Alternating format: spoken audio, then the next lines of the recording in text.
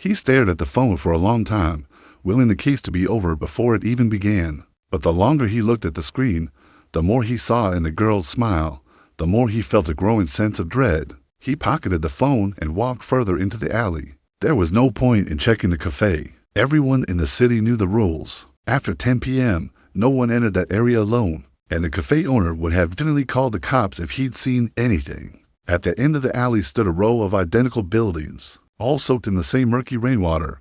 As Shahbaz approached them, a sudden gust of wind slammed a metal shutter against the wall, making him jump. Startled, he turned around and saw a dark figure slip inside one of the buildings. He took off after him, adrenaline surging through his veins. Maybe this wasn't the same case after all. Maybe this time he wouldn't be too late.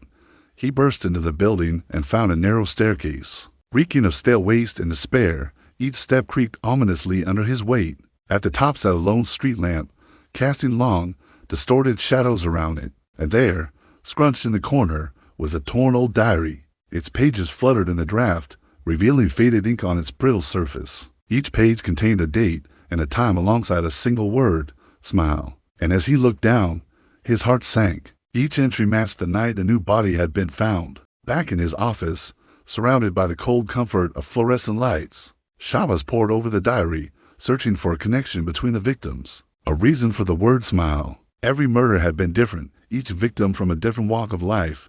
What could possibly connect them?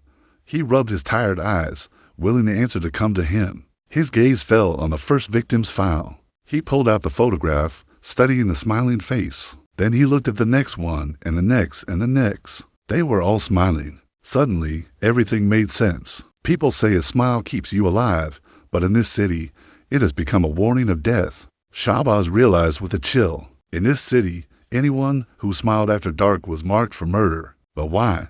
Why was everyone smiling in their pictures? Was it a secret they all shared? He rushed to the window, staring out at the rain-lashed streets. In the distance, he could see the dark outline of the cafe. It was almost 10 p.m. Soon, the city would fall into darkness again. And if he didn't stop whoever was behind these murders, then soon he would be adding another name to that list. He just hoped he wasn't delayed. This chilling story is called Smile. Shahbaz felt a shiver run down his spine. He wasn't sure if he was being followed. As he turned around, the narrow alley was empty except for a few stray cats. When he bent down to pick up the phone, the shiver hit him again. This time, he was sure someone was standing right behind him. He spun around, heart pounding, but there was no one there. The next morning, just as the city was waking up, a jogger spotted something strange on a park bench. It was the young woman from the alley. He stopped, confused, because she was sitting unnaturally stiff. Her head was tilted back as if she had been posing for a photograph. But it wasn't a photo. The jogger leaned closer and his blood ran cold. The woman's mouth was stretched into a grotesque smile. Her lips pulled apart as if carved open by invisible hands. Fearing he might become the next victim, the jogger quickly dialed 911 and ran away. At the scene, Shahbaz found a small Polaroid photograph. Tangled in the dead woman's hair, he carefully peeled it out, and his eyes widened. It was the young woman from the alley. She was smiling again, but behind her stood a dark shadow half hidden by the trees.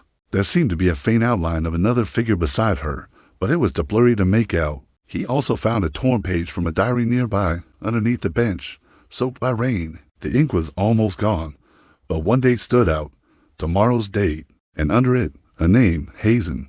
Cold wind pushed the paper from his fingers, and dead leaves and scraps of newsprint danced around him as if whispering secrets. The people who gathered to watch stayed silent, their eyes wide with fear.